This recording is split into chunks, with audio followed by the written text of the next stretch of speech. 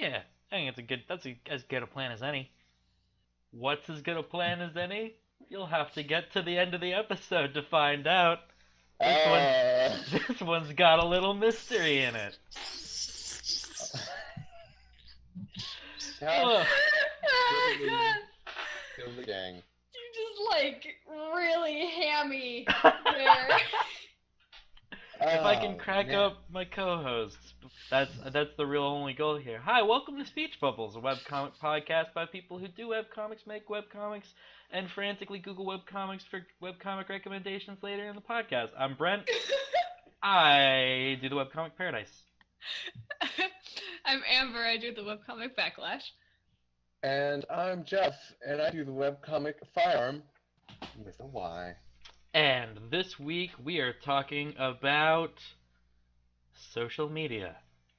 This is the Content social creator. media episode. Yeah. Jeff, do you want to read the full title topic because I can't scroll up and look at all the questions at the same time It for some is reason. social media and being a free content creator. Would have had on the internet, but we did not have enough space. That old 140 characters, that's a thing you gotta deal with when you're dealing with social media. Thanks, Twitter. Oh god, I think I actually heard on a different podcast that the reason you have only 140 characters is because originally you had to send them via, like, you sent tweets via text format, right? And that was like the max you could fit in a text you were sending. So do they just keep that around because it's quirky? I mean, maybe. This is the man trying to limit our speech. I think there's a certain elegance to 140 characters. I think. Yeah, how many contractions you can cut out? How many words can you cut down to exactly one letter? Actually, if that is a problem for you, I know it's not picked up too much yet. There is another service kind of like Twitter called Mastodon, What? and I think it has a 500 character limit or something like I've that. heard people mentioning this I've Mastodon, but Yeah, it's just like Twitter. oh More no, like man. Tweetdeck, I think like the social media like monoliths are kind of like not really. They're not gonna go anywhere for a while. I know some people were talking about like maybe like every once in a while a new one pops up and people are like, oh, we should all go to this one. Nobody does. I did. Nope, nobody does, Jeff. No one does, Jeff. No Okay, one does. I'm a nobody then. All right. Well, seems like Jeff has his ear to the ground more than Brent and I do, so I've never even heard of that. I think though this like specifically we're gonna be talking about maybe experiences with like Twitter is the big one. Mhm. Maybe Tumblr, I guess. Twitter This and is Tumblr would a- be the big ones. This is a topic that's kind of a weird one.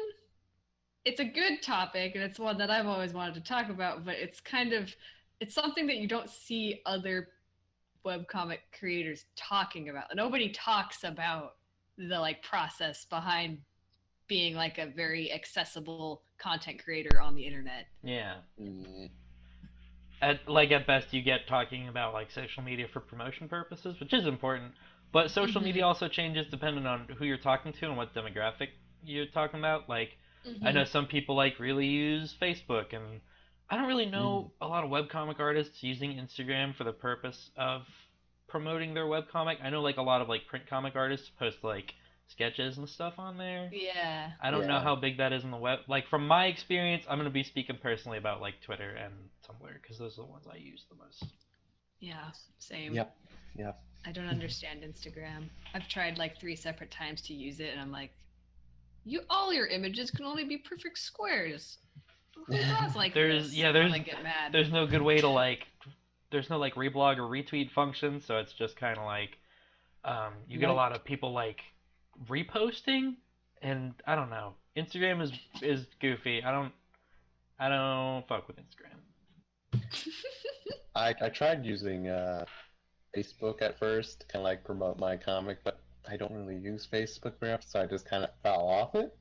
I think it's another platform you can use, but I feel like it's I don't know. Maybe it's just my perspective on it, but I use it mostly like for family stuff. Yeah. Yeah, that's the same here. I've promoted my comic once on Facebook, and that's because I made a promise to myself that I would show my family. I would give them the opportunity to look at what I'm working on once I finished like chapter 3 of my comic. And so I finished it. I was like, well, I have to buy. I said I would do this, and so I posted it. And then actually, a handful of people like I know started reading it, which is like people from high school. I'm like, whoa, cool, I guess, awesome. And then I never talked about it again. Like I'm just bad. I'm bad at Facebook. I haven't logged on to Facebook in probably about 6 months, and do not plan to in the future. I think it skews a little bit older currently. It's like for my mom. Yeah. Yeah, social media for my mom. But yeah, social media is like a real kind of important thing to consider when you're a content creator on the internet, because it's the place where you're gonna kind of like promote your work, but also kind of promote yourself a little bit.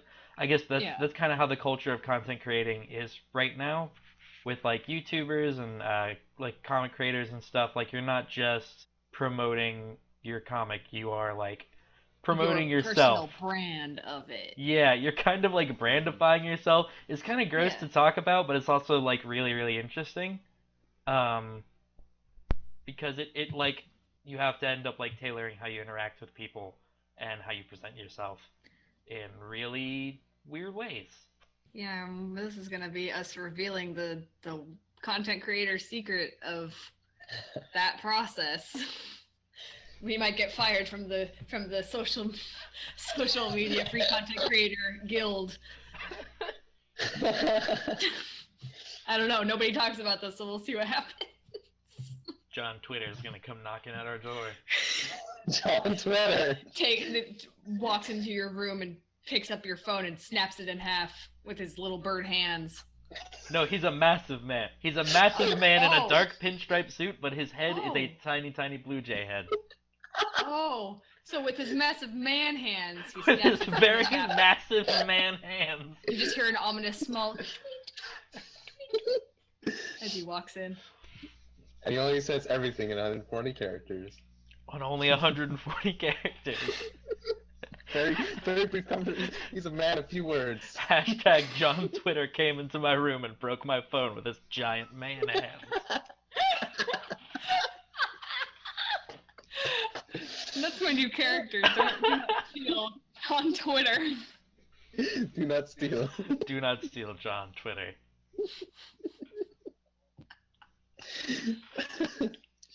Okay, do you guys wanna do we wanna like talk about our experiences with social media, or do we wanna hop into questions? Yeah, no, I think we could probably expand on some of these questions with our own personal experience and thoughts and stuff. Mm-hmm. Who wants to read the first? Alright. From @McSpoofy. How do you feel about fan interaction and how there is a disconnect sometimes between the audience who just reads your comic and the people who follow you? I know you talk about this a lot. I wanted to know if you feel like sometimes people are missing out on some of the experience and good inside humor by not following you. And also if you feel like you might be rewarding people who follow you a bit more with extra content that doesn't impact the story. These are all really good questions. Yeah, this is something we touched on a little bit in the last episode, I think, in terms of like talking about your story outside of your story and whether or not you're providing vital information to the story. Yeah. Let's see.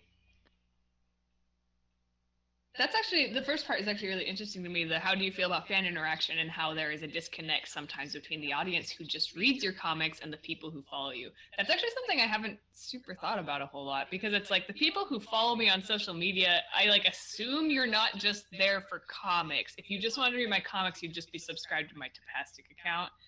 I'm assuming that if you're following me on social media, you're like here for the bad jokes. You know? Yeah, I guess this would be asking about like, I mean, I'm sure you probably see like people who like comment and like pages on Tapastic and stuff who like maybe don't have a Twitter equivalent, or at least a Twitter equivalent that you know of, because you know like people sometimes have similar icons and usernames across the board, so they're easy to pick out. But I guess they'd be talking about like people who like just use Tapastic and maybe don't even like know you have a Twitter. Yeah. It is. I actually have some experience with this. I guess this disconnect in that like I posted a little bonus comic for Backlash for Valentine's Day. And I'm planning on posting that once this chapter 4 is over. I'm planning on posting it as a bonus comic on Tapastic, like, but I didn't want to break up the flow of the chapter by posting it in the middle, so I'm like waiting to post it. And people left comments on some of my pages in chapter 4 because I like some of the characters looked similar to the ones I mentioned in the bonus comic, and they're like, "Oh, is that the same demon that invented Valentine's Day?" And then people who only follow me on Tapastic commented on it, and they were like, "Wait, what are you talking about? What?" And I'm like, and I was just sitting there looking at these comments, and like, I didn't know what to do. That's interesting. That's very interesting. Because they saw, like, it's very much like that person saw it through either my Patreon, my Twitter, or my Tumblr account, and they commented on the similarity they saw, and then other people who only read it on Tapastic were confused and left behind, and I'm like, well, I mean, that's a specific problem, I think, just in like because I posted it and then didn't post it on the comic, and I'm waiting. Like, I will! Yeah. That person will eventually know what that person was talking about, it's just they're gonna be a little bit behind, so like that's kind of a weird disconnect. But you do see things like this sometimes where like you'll like in a comment section someone be like, well wait, when was this discussed? And you'll maybe see like a reply be like, X talked about it in their like a Tumblr post that they made off screen or whatever. Yeah. As long as you're not, I don't know. I think it's like it ends up being like a little bit extra for people who are following you, but as long as you're not divulging like really important story and character information, Yeah, that's not going to be seen by people who don't only just follow your comic. I think you're like, it's probably like good. If anything, the people who are following you are probably going to end up like more endeared to your characters and your story because they're seeing more of them outside the comic. Yeah. They're not. Yeah. They're getting extra stuff that's just adding flavor, and they're just gonna end up more attached to said characters, I think. I definitely don't think that I don't try to give people who are following me outside of, well, we keep saying Tapastic, but you know, whatever site you're hosted on, you know, we use Tapastic. Yeah. I don't think that I'm giving people who follow me on social media like more content. Like, I don't think that the people who are just reading my comic are missing out on anything, because I make a very clear point in what I share that like it will not impact your like understanding of the story. Like, you don't have to see this bonus information and bonus like doodles that I'm posting, you know. But I do think like it's just a bonus. It's a fun bonus thing. Like, hey, if you like my characters, follow me on social media. You'll see them more. Yeah. Right. You know. I do think I've noticed that disconnect with just people understanding who your characters are more or less. Because I remember when I first started posting my comic, I had already been drawing, I think, Mavi and Stranger, as well as a handful of other characters prior to actually posting it. And people who only followed me on social media or my friends actually knew who they were, and they'd be like, oh, hey, look, it's so-and-so, or whatever. And then our people were just like, I don't know. But they just went along with it, because they're like, oh, I'll learn eventually. Oh, Amber, you just had like a pretty big moment like this, didn't you? Yes, I did. I was actually just gonna bring it up. Yeah. This is really interesting in that I have a character who I've had for like 4 years. 4, I think. I think he's turning 4 this year. And I used to be very, very like open with like sharing this character. And then I was like, oh no, wait, he's gonna be in the comic like as a very important character. I need to pull back and like hide everything. Put him back in the box. Put him back in the box until his reveal. And so, and a lot of people really like this character. Like a lot of people really like this character. And so they like, he's been gone for like 2 years, I think. Just disappeared. And then just now in the comic, they finally did the name drop. for that character. And so there's like a really distinct divide between people who have been following me for a long time and people who have just recently discovered my comic through Tafastic, because the reactions are either, I don't get it, or, I've been waiting 2 weeks for this. Yeah, half the comments are like people like, oh, like what could this be? And the other half is like, yes, finally. Yeah, and I'm just sitting here like rubbing my little fly hands together, like yes, like, but and that's something where it's like payoff for people who have been following me on social media for a long time, like my longer fans, and so like they're kind of getting like a bonus, like, yay, this is exciting, and they just kind of know what's coming. But I don't think that them knowing what's coming like detracts from the enjoyment of other people. Yeah. Like people who don't know, like it's just going to be more of a surprise, and like it's honestly those other people are just kind of building hype for me, which is also good. I don't have to do that myself. This is very true. But yeah, like if it's definitely like people, I agree like with what you said before, Brent, like it's just people get more endeared to the characters and more attached to them, and especially if like you drew these characters before you started your comic, people are like, I like these characters, I'm excited to see them like moving around and talking in their own world, you know, like it's just it adds to the enjoyment and excitement. I don't think like there is definitely more of a payoff if you've been following people for a long time, I think, but like it doesn't detract from the experience. Although, yeah, this is part of the question where it's like, do they feel like they're missing out on some good inside humor and like you're rewarding? Like, hell yeah, you're missing out on stuff if you don't follow me. Follow me. Follow me on the Twitter. Posts, links. Follow me. Extra art, all that good shit. Dumb headcanons. Not even, well, they're not headcanons because it's just canon, like dumb canon facts. Like, you're missing all the good stuff. Oh gosh, like small digression, but that's my favorite thing when you make something like a dumb canon, and then like later, like after you like, this is a fact that has been in my head for like many, many eons, and then you get to a point in the comic and you're like, I can show this canon fact, and it's dumb. It's not even like a plot relevant thing either. But like for instance, I always draw a certain character wearing Crocs. And there's a scene where they're coming up where they're gonna be able to wear Crocs in canon in the comic, and I'm really like stupidly excited about it because it's like a dumb thing. But like this character has only ever worn Crocs like outside the comic, and they're gonna be canon Crocs. See, Amber right here is the example of someone who has this like outside information right now. Because I think Amber knows exactly who it is. Whereas me, I'm like, I'm not sure who you're talking about, so we're going to have very different experiences. I'm excited. That's like the best thing I've heard all month. I can't believe you're going to make it canon. This is so good. See how you just saw that, like in... Rick. Yeah, that's an example of what we were just talking about. Amber knows about this character because, knows about this character and they're wearing Crocs because... she's followed me on Twitter for a certain amount of time and has seen this art, and now knowing that it's going to be in the comic is like a cool thing. I'm excited. Oh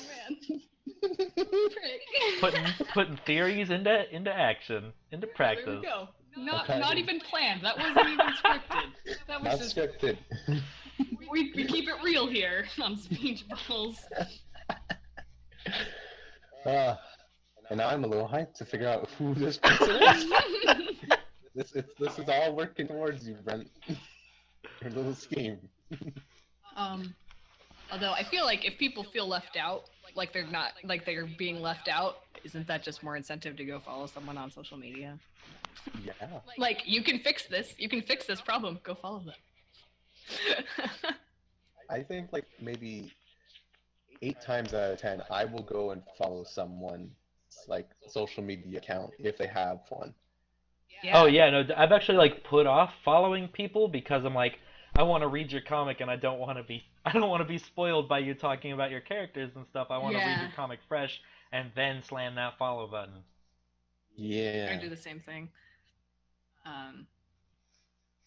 But also just again, the extra bonus fun stuff should not be required reading to understand what's happening. Yes. Like that's No. like such an important thing to just hammer in. Like you shouldn't have to go read Tumblr post upon Tumblr post and tweet thread upon tweet thread to understand character motivation or plot points or world building. Like that should be like if it's relevant to your comic, it should be in the comic somewhere. Yes. So everyone reading it has the same amount of like information. Yeah. Mm. All right. This next one. At Jaro Dragon asks, how do you handle the infamous discourse from fans, especially negatively geared ones? What actions do you suggest or avoid? I find it considerably curious and scary since authors haven't been this directly connected to fans in the past. Where do you draw the line? This is stuff that I have struggled with. Got some discourse. Got some infamous discourse. Good old discourse. Everybody loves some good heaping helping of discourse.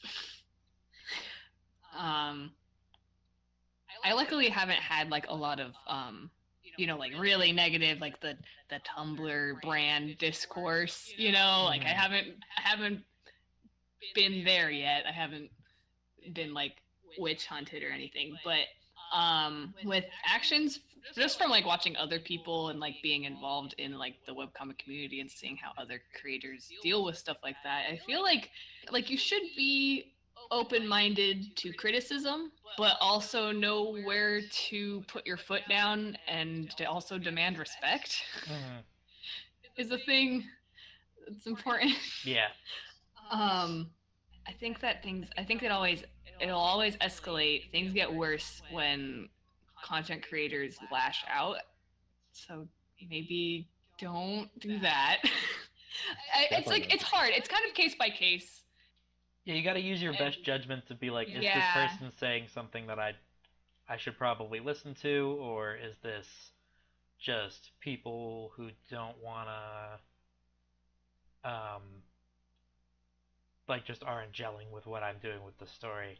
That's like it's a hard and difficult line, but I think your best option is to like try and listen to everybody as best you can.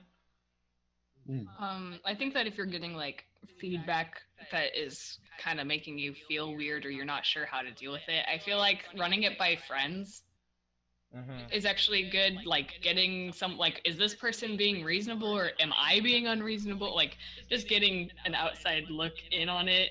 Yeah, actually maybe like think before you like tweet back at them. Like sit on it a bit. If you're really like emotionally charged, like walk away for a minute. Like just cool off before you reply. Don't reply angry. Yeah, no, I've kind of come up with this trick for me because I used to have a problem of being a little bit too emotionally charged, and I would always I would step away for like about 20 minutes, just sit on it for 20 minutes, just that amount of time, and if I still felt like maybe a bit like not emotional, but like geared to the thought process I had immediately after that, then I would try to still at least construct it in the nicest way I could. But then usually the case is that I think of it differently. I try and take it in objectively, like, all right, okay, I can see your point of view, and I may or may not agree, and then I go on and reply. This line though, like I 100% agree. It's considerably curious and scary since authors haven't been this directly connected to fans in the past. It's weird. Yeah. There's like no precedent for this, and it's weird and hard to navigate because nobody talks about it. And social media is a new thing, and nobody knows there's no rules yet. Nobody understands like etiquette. It's like weird and hard. Even like I would like to like humbly brag a little bit. I would think we all have like fairly decent followings, but I don't think we're all, like at that level where it's like fandom destroying discourse that you see on maybe certain Cartoon Network shows or bigger things that like millions of people are involved in, because like so many people are not only absorbing this content at incredibly quick paces, but they're also spitting their opinions back out about said content at like lightning speed, and so many people are like kind of forced to digest content so fast that everything kind of conflicts and comes to a head. And like as it's kind of like the content creator's prayer, you're like, man, I want to get to a level where like maybe this could be like um financially supportive, but I don't want to get like to a level where it's like I have to deal with this. Yeah. And unfortunately, because of like the way that content creation is now, like that's not super an option. I think it's like a weird inevitability of internet popularity. Which sucks. Yeah. You shouldn't be like making your dream come true, telling your like big fun story, and then like have in the back of your mind, this will all get bad real soon. Just wait, here it comes. Like you shouldn't have to like be nervous about that. I don't think. Like I don't know.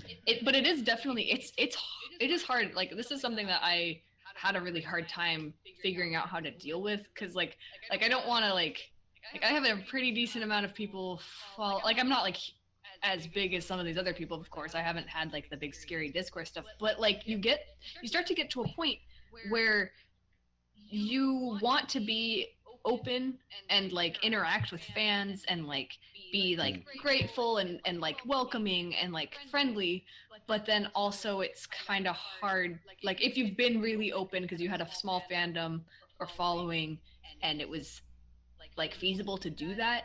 Once it gets bigger, it's hard to start like people start crossing the line. They start getting too familiar with you and they start getting really entitled to you and your time, even though you're just a human being doing your best to make fun comics on the internet. Yeah, like, and you're very cognizant of like how many people have their eyes on you now. Yeah, you like are aware of it, and it's intimidating, and like it's kind of weird because like I said, social media is a new thing, and it makes creators really available to fans, and that's like a double-edged sword, because people like to put artists and other people up on pedestals, and then they're like flawless and they can do no wrong, and then when they do no wrong, it's like, well, push them over, they're done. Yeah. It's hard. This is stuff that like I was having a really hard time with this. I like kind of retreated into my turtle shell for a while. It's like I can't talk to people because they keep saying things that I don't want to hear. Not like critiques, but like they would just like talk about me and my characters kind of weird, and I didn't know how to handle it.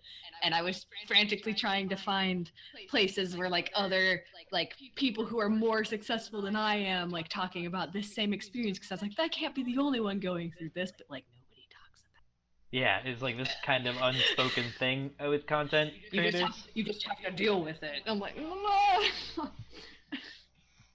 I think setting boundaries early and sticking to them is important.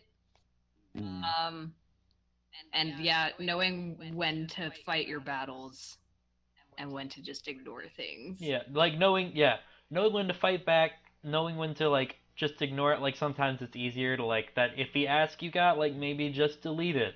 But maybe then also like knowing when to like when people are saying things you should listen to. Yeah. I think you want to kind of cultivate a culture around yourself that's not like conducive to shittiness, I guess. Yeah. I think if you like present yourself and like your content in a manner where like you obviously are like, I am open to feedback and I am always happy to listen, I don't want to be a bad person, Yeah. Like I think it's more likely that you'll just get people like soft nudging you, hey, that was kind of iffy what you just said, and you're like, oh, sorry. Like also like apologize when you are in the wrong. Yeah. Like just be genuine and like apologize. Don't get defensive. Don't throw a fit. Don't be a baby.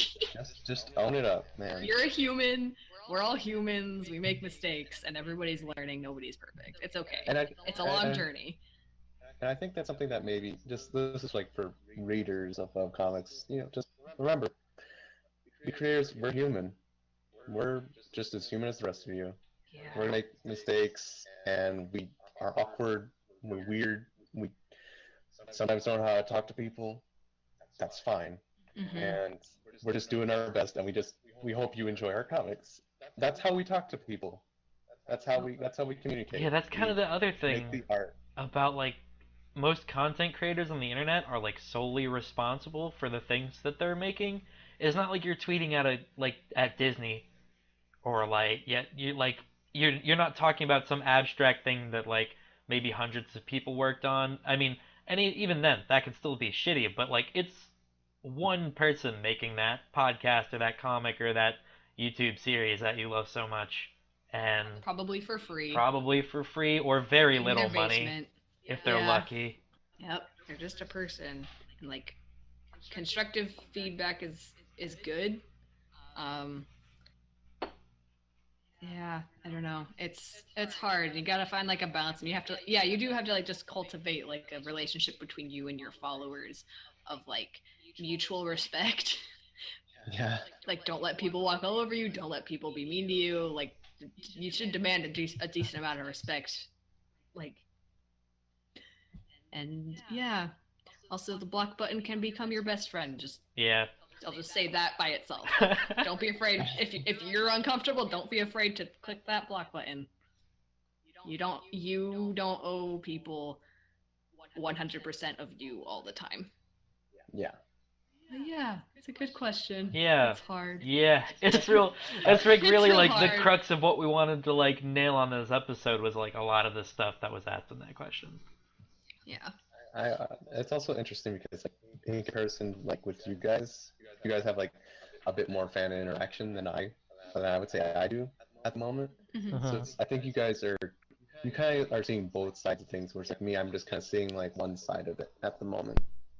It's very interesting to hear from my perspective. Yeah, it's like I don't know. I don't want to like be like A doomsayer yeah, man, scared people man. Yeah, I don't want to like just be scaring people about. Oh yeah, you better hope your comic doesn't off. take This off. course will But, happen like, to you too.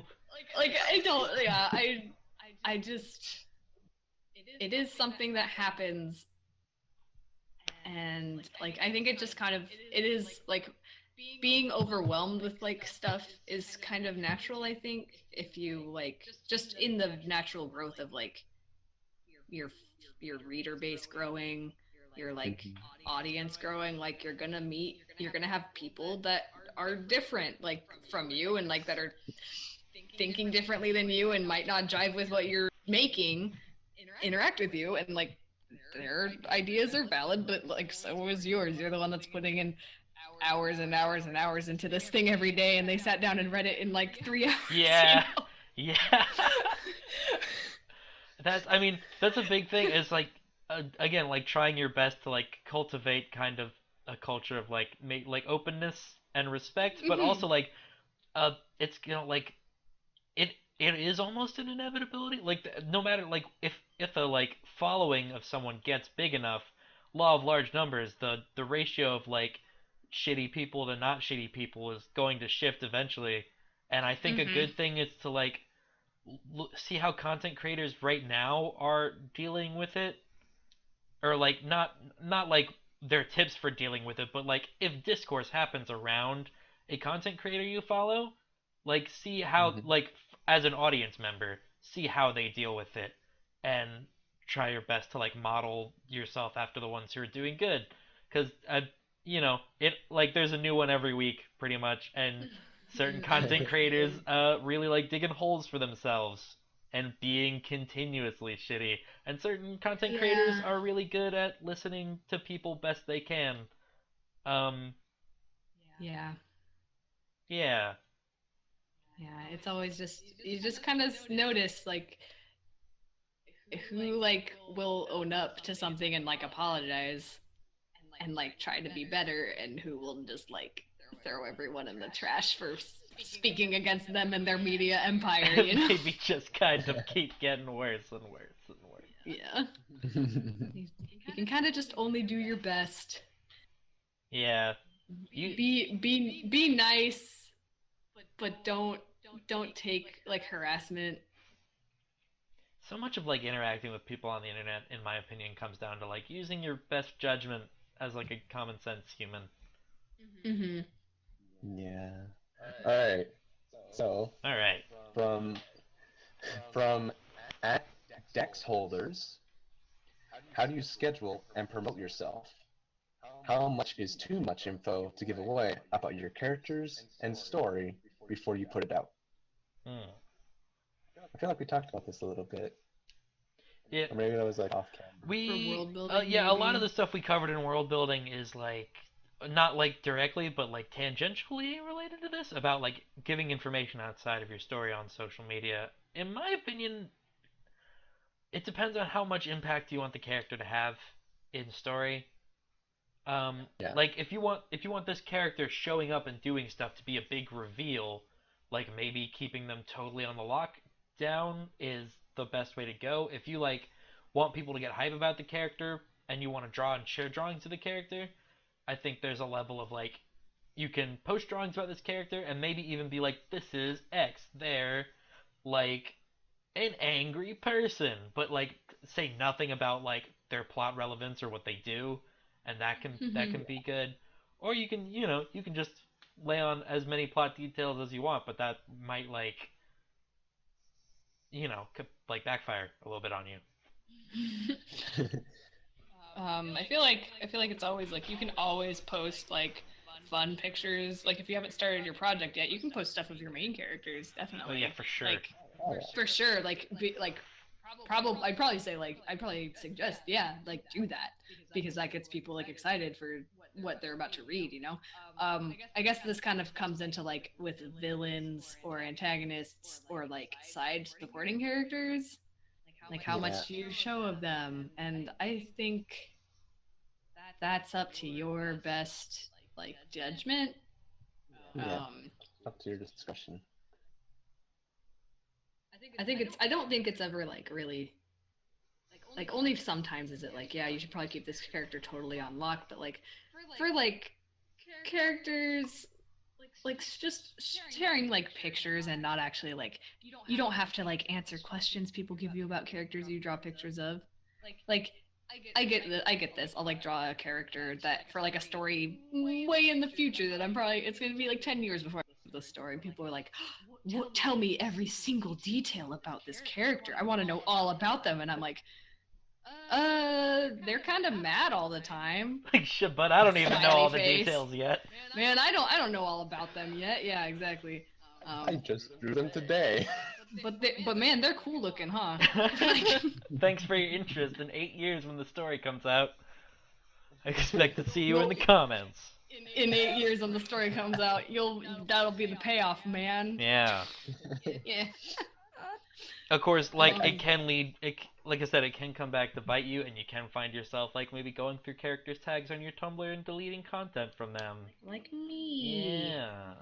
Yeah, like I just went through. Put like it's a lot. It's a lot harder to put a character back in the box than it Than it is is. to just never release them. Yeah. Yeah. Yup. I was just say definitely in like my experience for both of you guys. I saw your characters before I read your webcomic, and I that's kind of like what hooked me on it. See, I think that you definitely probably should promote your work, promote your story with your characters prior or during your comic. Hmm. I think that because it depends on what kind of reader you are. I guess I'm all for characters. Like that's like 75% of the reason why I'm here. And Yeah. so when I see like really interesting characters, I want to read that comic or that Yeah, story. I'm the Or same. whatever it is. But like as a So reader, I don't want to know what they do. I just want to like I'm like that. yeah, I've seen definitely stuff for like shows or other comics being like, "Oh shit, these characters look cool. I should read this." But like I don't want to know what they do or yeah, I'm maybe that's shallow, but Oh no, like I think that I actually so this is a little different from like actually making a webcomic, but I've had a lot of friends in the past, like before people have started making their webcomics in my own like social group, where they're like, yeah, I have this story that I want to tell, and this character is a part of it, and then they explain to you like their whole character. Mm-hmm. And I'm like, well, now I don't need to read your comic because you told me all about it. like even for my own friends, like I won't, like, of course I'm gonna still read them because I love the characters. I love my friends. And the comics are good, but like you know, it kind of like it gets rid of a little bit of the mystery, you know, like. I'm like, yeah, I can see, like, I don't, like, if you explain, like, okay, this is what their, like, powers are, here's what their, like, general disposition is, I'm like, yes, that's all information I'm interested in knowing about, so that I have my fave before I even start reading your comic, but, like, but, you know, like, I don't want to know, like, their, like, every intricate detail of their, like, personal character growth, you know, like, that's, like, too much information, in my opinion. I think that, like, if you're talking about, like, it's like specifically sharing information about your characters and stories before you put it out, kind of limit yourself to like what you would be saying in a pitch if you were pitching it to like a company or something. Yeah, because like just the general premise, the general like maybe motivations that the characters have, like what they're doing, and that's like it. Like don't go really deep into it. Just say, because like counterpoint to like the say nothing approach and like really tying it in with social media, if you don't have like a super big following in that you could just drop something and like people will be all over it, like you're gonna have to hype it up a little bit, and you're gonna have to like you're gonna want to get followers who are interested in that, and sharing character sketches is a very decent way to do that. Yeah, I mean that's the way that like a lot of like my friends and I have all gotten started, is like we were all in like we found each other in like communities of like we all like making characters. I like your characters. I like your one-off characters. And then like that like social circle just kind of grows, and then it's like, hey guys, guess what? I'm finally gonna slap down a comic with these characters. Oh, and then your fellow OC creating friends share it with their friends, and that's how I started at least. Like I remember. And then even if you gotta back in the day. And then although like I said, it can be hard to put characters back in the box because your old followers will remember that, but like your new followers won't. I feel like old followers remembering your characters is fine. Yeah. Because I think that they have like there's like some kind of solidarity between you and them where they're like, I got you. I won't say anything.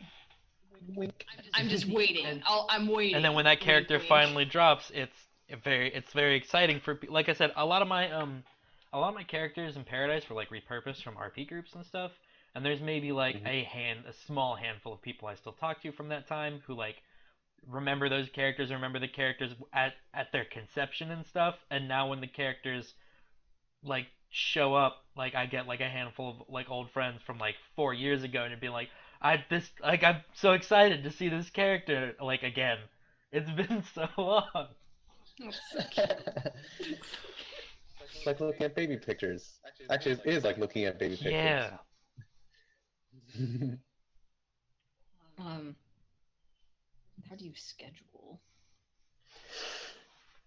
How do you schedule your social media? I don't know what that's asking. What? Oh yeah. Well, promoting yourself is shit. Because this is also something I think a lot about. I think there's a fine line between like self-promotion and spamming people.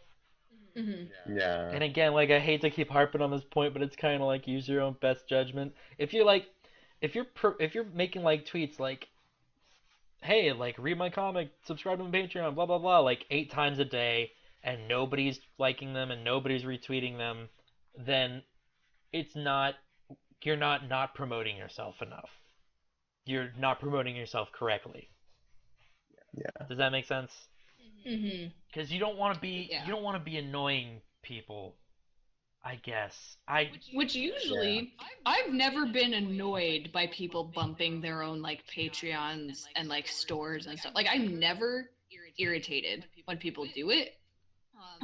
Because usually, I don't know, I've never really followed somebody that they like promoted every other like hour. Right. But you gotta promote yourself. You do have to promote yourself. I actually just saw like a friend of mine like tweeting the other day like X artist is like one of my favorite artists, and I literally forget about them because they only like post art like every 6 months, and it's like that sucks. You gotta promote yourself enough so that like people remember you exist. Because Yeah. social media is fleeting. That Twitter feed refreshes like by the hour, dude. Yeah. Like you might feel like you have quite the following, but like the truth is, if you don't post, people aren't usually going to notice. Yeah. Yeah. They're following a lot of other people too. And if you don't post a lot, then they usually just leave. That happens to me a lot. Like during like dry periods of like not posting, people will like peace Yeah, out. like if I'm like, oh man, I'm super busy and I don't like tweet for like a few days, it just like drops a bit Huh. because it's like, well, you're not really saying anything. Of course, that might just be like those weird like buy more follower accounts. I don't know. Bots and stuff. Yeah. Yeah. Yeah. I get being really annoyed about that, like bots and stuff on Tumblr and Twitter, but on the other hand, like I don't get people who are like, "Oh, I just blocked like 15 bots today." I was like, "Who has the patience or the time?" Like all I do is really like inflate your follower count a little bit. If you don't like Yeah. click on them, if you're not like internet dumb enough to like click on them, they're not doing anything. Like just ignore them. Unless it really bugs you. I don't have like the patience to like comb through my followers and be like, "You're not a real person. Get out of here." Yeah, I don't like curate the people following me on like Tumblr, but on my Twitter, if I see the like buy followers, I immediately block it. Huh. But that's only if it like comes up, because I'm like, I don't want, get out of here. You're not like going through your follower list like. Yeah, no, and especially mostly like if they like retweet or like reply or like like to a tweet that I made, they like are like I block them. I'm like, get out of here. And it only takes like a second. Like I don't go through it my followers. Right. It's just if I see it in my feed, then I'll be like, bye, get out of here. Yeah, I don't got time for that. That's time you could be using promoting your comic. And you do want to promote your comic. I don't know about this like schedule part of the question. Probably because I have Twitter open literally 100% of the time. Yeah, I don't like schedule. I don't like make time out of my day. Okay, now I have to go spend right now like on social media because like that's just something I'm on all Social the time. media is the distraction I use from line work and shit.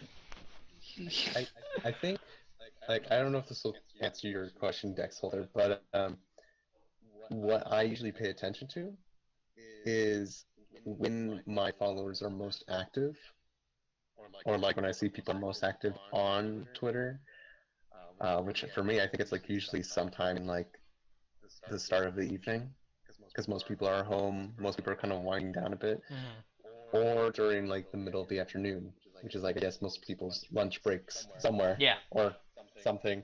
I don't know. I have a mix of time zones on my followers, but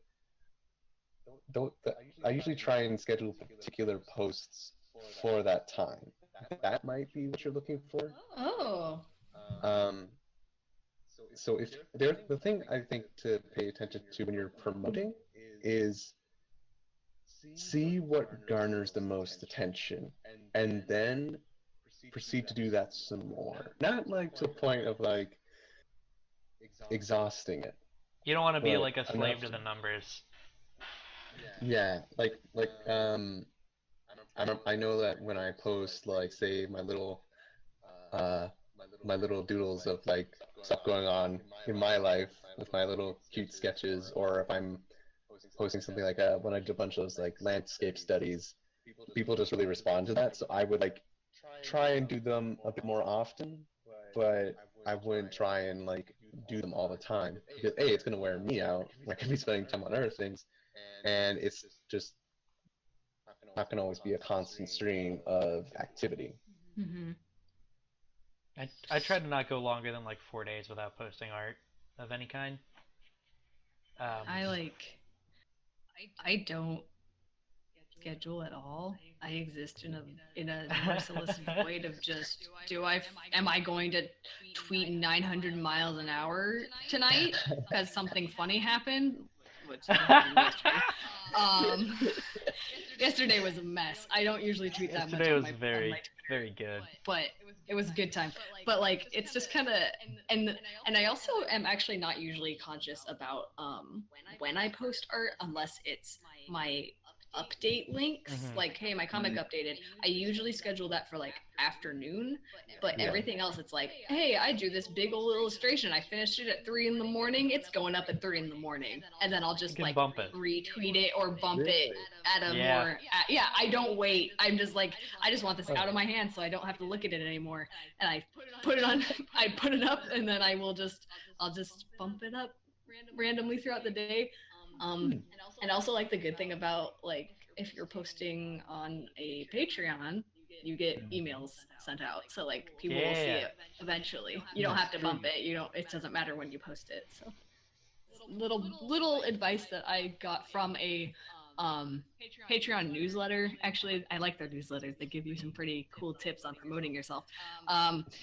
Something to how to think about it is your followers are not going to get irritated at you for bumping something or like promoting something if it's like you don't want them to miss out on something. So like for example, if you're like, hey, like did you see, like when people update their comics and then they bump it and they're like, hey, did you see this update yesterday? It's like, oh, they're just making sure that people saw it. Like it's not like, hey, have you read my comic yet? Like 5 like hours in a row, It's just like, hey, maybe you didn't see this. I want to make sure people see this so that everyone, if they wanted to or were interested, they can click on it.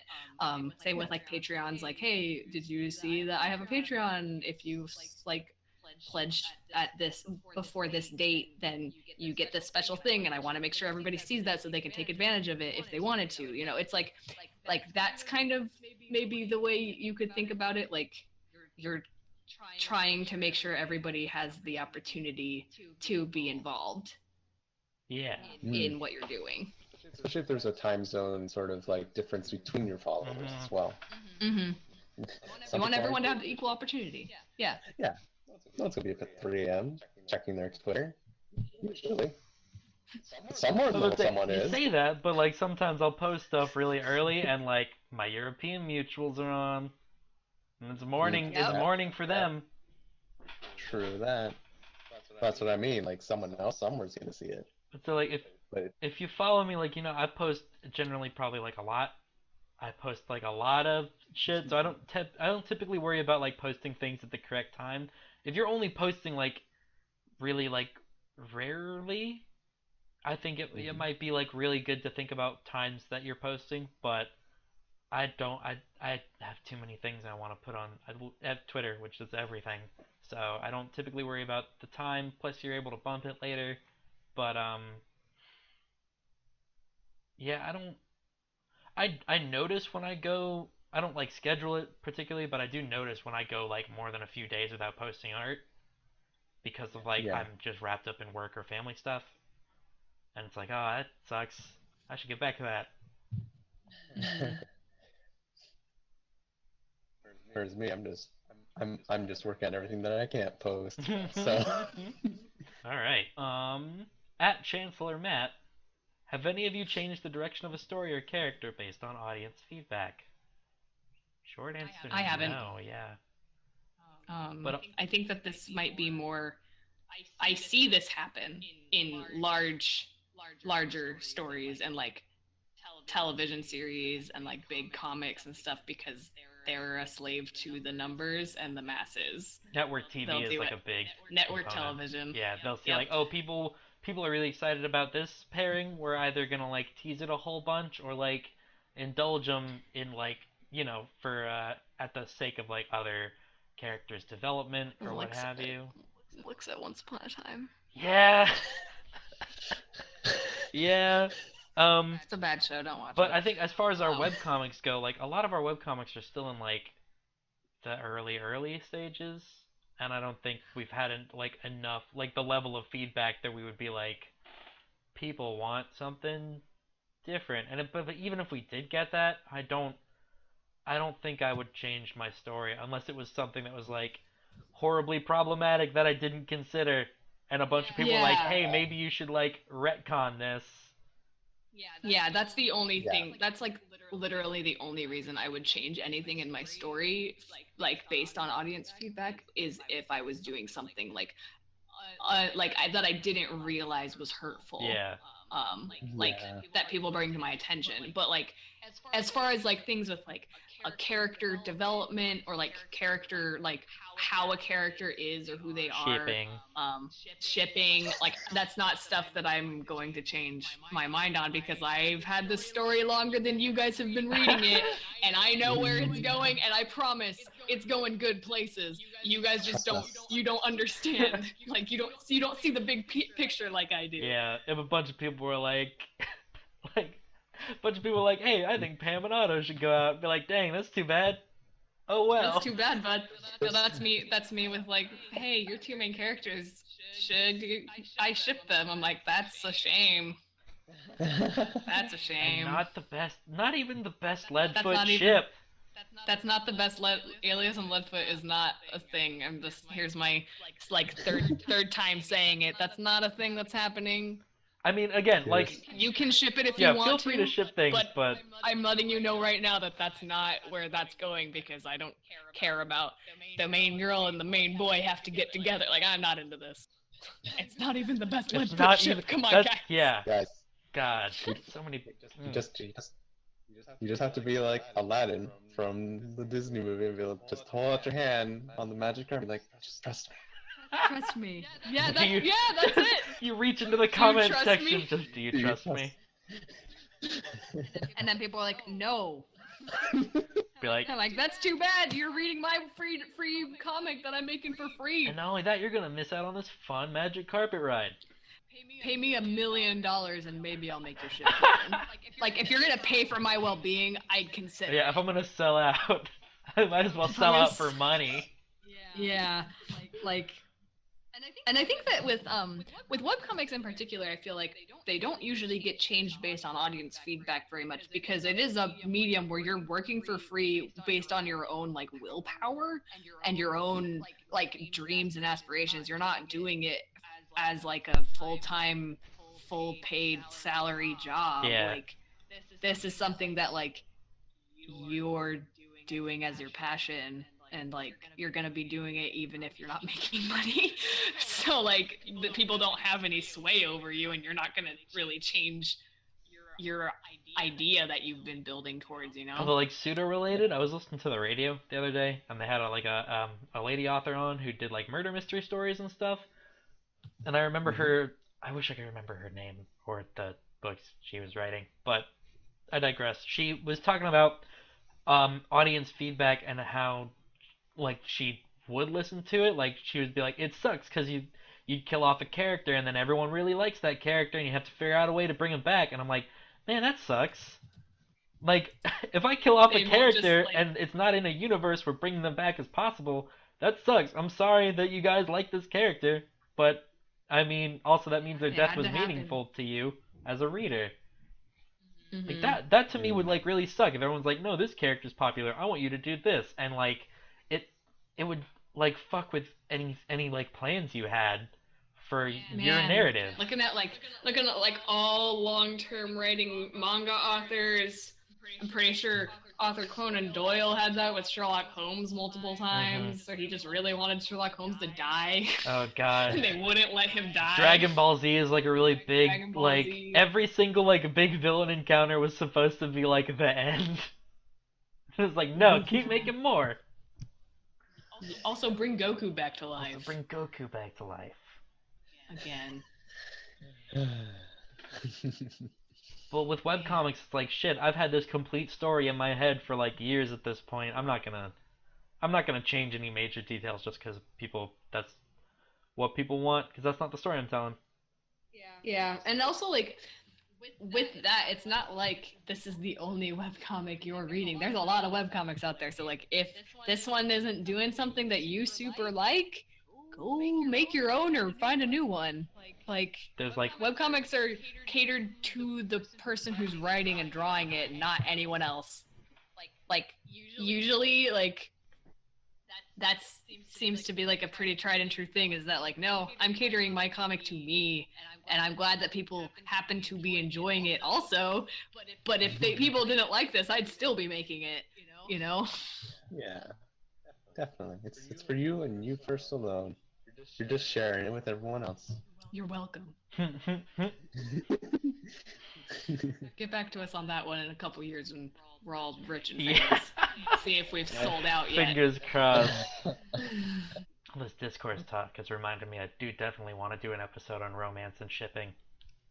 Yeah. Very much so. Yeah. Yeah. Yes.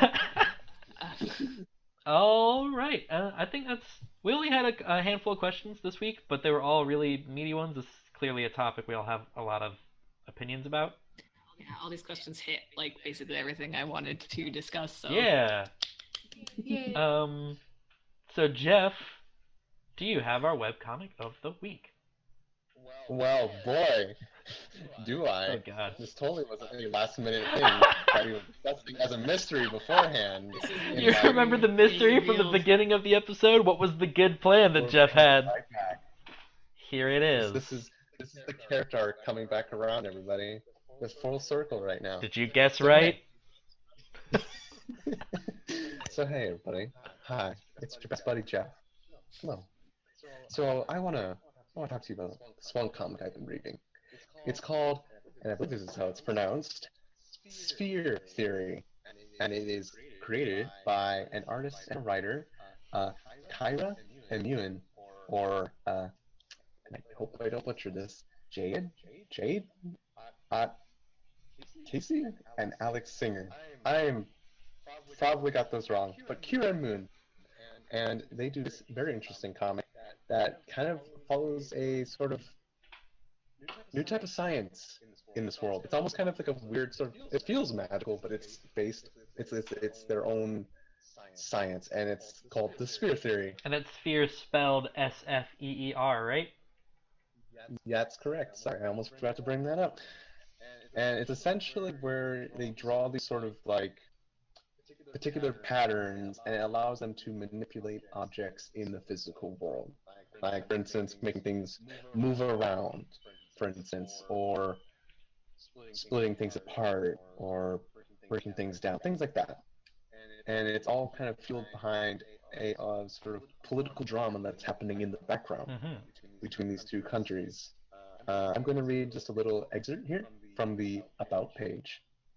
It's the 18th century of the imperial calendar, and the empire of Warasa is at its peak, spanning a full continent and experiencing a new mastery of the magic known as the principles of sphere theory.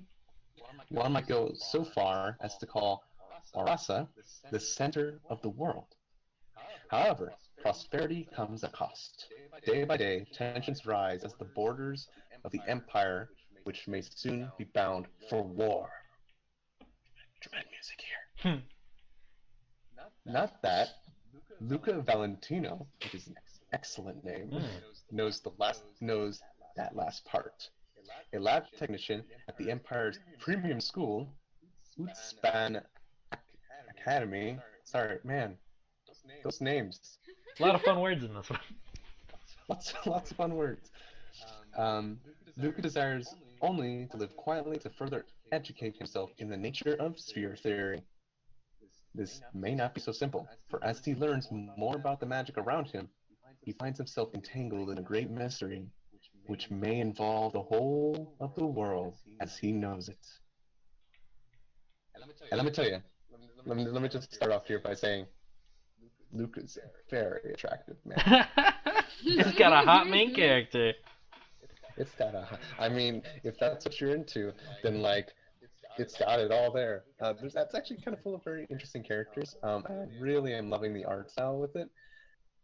It's kind of got this sort of, not I guess muted kind of palette, it kind of fits the more idyllic and sometimes dramatic political nature of it all. And Luca as a character is also very interesting, as well as some of the other characters he meets, like a specific sort of scholar that's kind of talked about in high regard named Balzac. And there you have a very interesting dynamic that's going on. This comic is really pretty. Well, yeah, no, I'm like looking at it right now. Jeff has recommended this to me before, and this is real pretty. yes, it is very pretty. And it's up to about 3 chapters now. It's still within its 3rd chapter, and I think the plot's really starting to kick in now. And I'm like, oh, where's this going to go? I'm actually very excited for it to continue onward and see what it's going to be doing next. So that's my comic recommendation of the week. Hey. And if that doesn't sell you, just look at it. Please, just look at it. Trust me. Yeah, just Google that. It's a very good looking comic. Remember, it's SFEER Theory, and it's posted update every Friday. There'll be a link below. There'll be a link below. All right. So yeah, go read Sphere Theory, and manage your social media branding. Promote your work. Promote your work on your Twitters and Tumblrs, and like we're gonna do. I believe. Do we link our Twitters and webcomics in the description of every episode? Yes. Every single episode. Excellent. Mm. So, hey, a little bit of self promotion. Go look at our comics and follow us on Twitter. It's a social media episode. I would be remiss if I did not plug ourselves. But I think that otherwise, that's gonna be it for us this week. Until next time, I have been Brent. I've been Amber. And I've been Jeff. And we do this for free. Quite literally sometimes. I'm dancing in my seat right now. We have theme music. I know, but I wanted to make some of my own. It was very good.